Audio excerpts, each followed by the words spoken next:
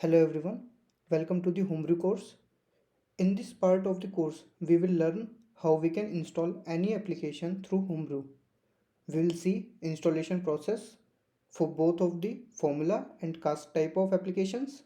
In the previous video, I had explained you the difference between formula and cask. If you have not watched that video yet, I would suggest you to watch that video first to understand the difference. I have put the link of that video in the description. Before moving forward, for the process of installation, I will summarize the topics we have covered in this course till now. So we have understood what is Homebrew, what is the importance of Homebrew, and how it made the developer's life very easy and convenient, and how it has improved the developer's productivity. Then we understood each and every Homebrew terminology you might come across while working with Homebrew. We had also seen the practical examples for each of the term. Let's get back to understand how we can install any application through Homebrew. So to install any application, whether it is a formula type of application or the cask type of application, we just need to remember one command, which is brew install that app name. In case it is a cask type of application, so we just need to add one option, which is hyphen cask. So let's see how we can install this application. So we'll take example to install the tree application. Tree is an application using which we can see the directory structure in the terminal. So I'll go to the terminal now. I will write brew install tree. So this will install the tree. Okay, it is installed now. Now if I want to see the directory where it has got installed, for that I will go to cd opt homebrew, then seller. If I list down all the things here, ls, then you will see trees here. So here all the applications get installed. Okay, so I'll go inside this tree folder now, cd tree ls. So this is the version which is installed. So I'll go to inside this folder, then ls. So you can see all the files are present here related to tree. So inside this bin, the binary files are there, and there are other files as well. Now we will install cask type of application. So Firefox is a cask type of application. How I know this? I can try searching Firefox application using brew search command. Let's see that. Let me clear the screen first. If I type brew search and Firefox, so here you will see in the formula section there is no Firefox present. The Firefox is present in the cask section. So it means it is a cask type of application. So to install this, I will write brew install cask, then Firefox. This will install Firefox in my system. So it is saying some of the files are already downloaded and these are present at this location. So I have explained this in the previous videos as well, so that Homebrew downloads all the files inside this directory. Okay, so it is downloaded, installed now. Now since it is a cask type of application, so it will not present inside the seller folder. Let's verify that as well. So I'll go to cd opt homebrew, then seller. If I do ls, if I do ls grep for Firefox, then you will not find anything, since all the cask type of applications gets installed in the /applications folder. So if I go to applications folder, then do ls, grep, then Firefox. I should have used the capital letter here. So it is present in applications folder. So all the Cask type of applications are installed in the applications folder. When we search for any application using brew search command, so it searches on the Homebrew core and Homebrew Cask GitHub repositories. But in case if we want to install any application which does not present at either of the repository, then we can do so by adding the repository in our system. So first of all, let's see which repositories are configured in my local system. So for that, I'll use brew tab command. Let me clear the screen first. Then I will type brew tab. This will list down all the repositories. So Homebrew core, this is the default one, and this is the third party one which I have already configured. So let's configure one more repository, which is mongodb/brew. So to configure this, I will use brew tab mongodb/brew. So it will clone the GitHub repository. It is also printing the path where it has cloned. So let's go to that location. So I am copying this. If I do ls now, so you can see formula folder is there. So if I go inside this, I'll do ls. So you can see all the Ruby files are present here. So let's go on the GitHub repository as well. So to go, this is the GitHub repository link for mongodb/brew. So this mongodb is same as this one, which is a user, and this brew will be added after the homebrew hyphen. So this rule is applicable for any of the third-party repository where the first part before slash will be the user, then the second part after which comes after the slash will come here after the homebrew hyphen. So let's open this link.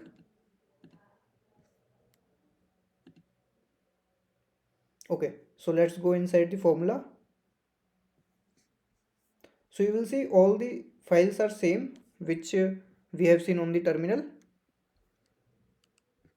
Now let's install this mongodb-community package.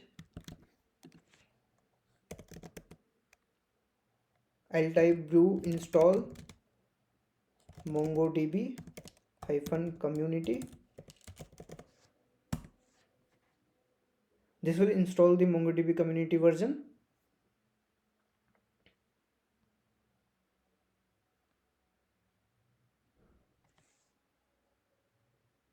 Okay, so it is installed now.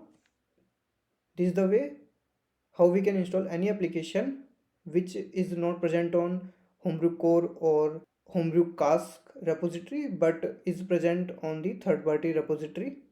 Let's now understand what exactly happens when we install any application. Let's go to terminal. Let me clear the screen. Let's see the binary and library files for this getText application. I'll go to the location where it is present. So opt homebrew, then bin, where all the binary files are present. Not exactly the actual binary files, but these are the symlinks. Let's do ls now. So these are the binary files or the symlinks are present. So how I know these are the symlinks? So if I do ls, okay, so let's clear the screen first. So I'll do ls, then minus la. So you will see here all are the symlinks. The files are pointing to somewhere else. Each file is pointing to somewhere else. So this is the actual file and this is the symlink.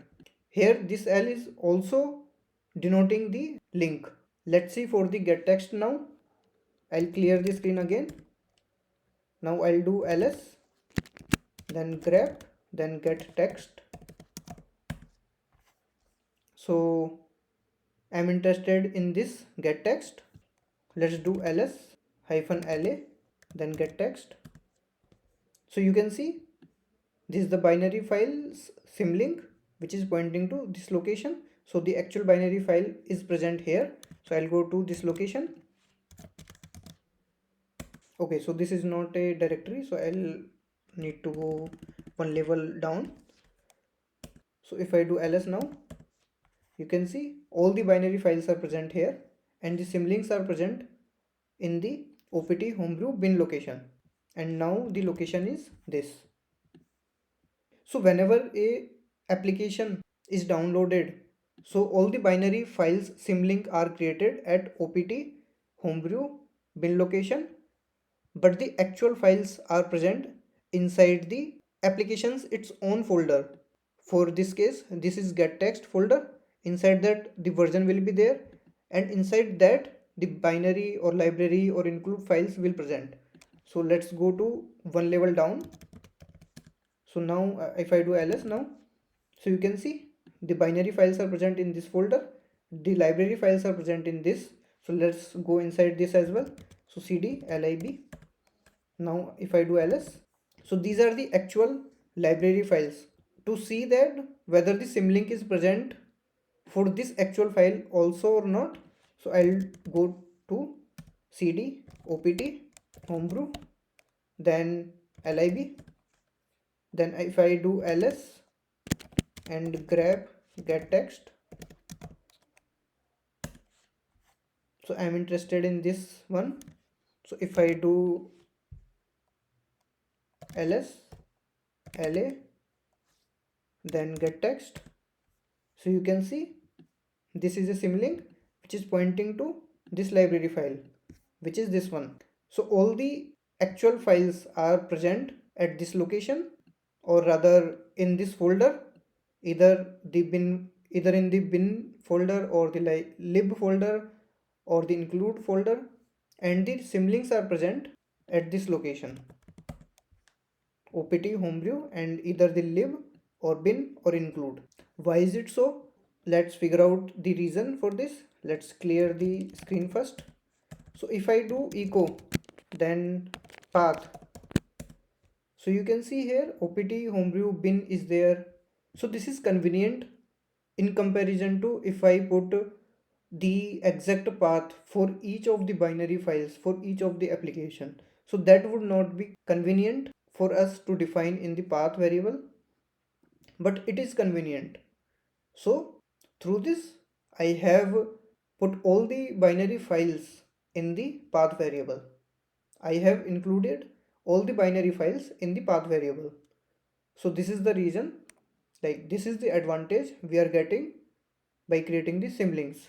Now let's talk about another application which we had just installed, the tree. So for this only binary file is present, but the lib or include files are not present.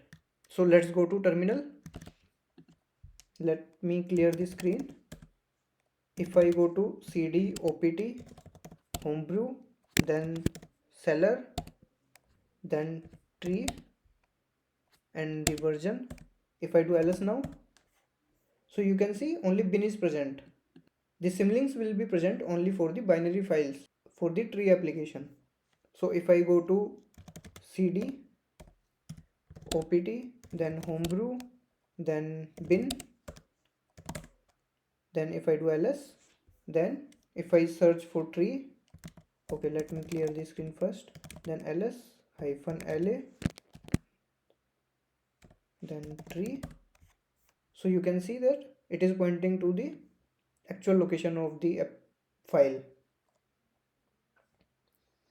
Okay, if I go to the lib directory, so cd opt homebrew then lib, then if I try to do ls la tree, so it does not present here, because for tree application to run, library is not required. And similarly for include as well. So if I go to include then do ls, or rather ls -la then tree, it is also not present here. So header file is also not applicable for tree application. So there is no symlink present here as well. Neither it is present here as is in the form of symlink, nor it is present in the actual location. I mean here. So here also we have seen that only bin folder is present, not the lib or include folder. Okay, great. So this is just the summary what happened when we install a package. So we have seen that package is downloaded in this particular location. The actual files are present under this. The binary files are present under this. The actual files are present here. Then symlinks are created at this location. This is the symlink which is pointing to the actual files which are present here. And since there is no library or include files for tree package, so there will not be any library or include folder here. Only bin folder will be present. And the package, whichever package we will install through Homebrew, so it will present in its own directory followed by its version. So inside the seller all the applications will be there, and the folder name will be the package name or the application name, and then it will be followed by the version of that particular package. Okay, so that's all for this video.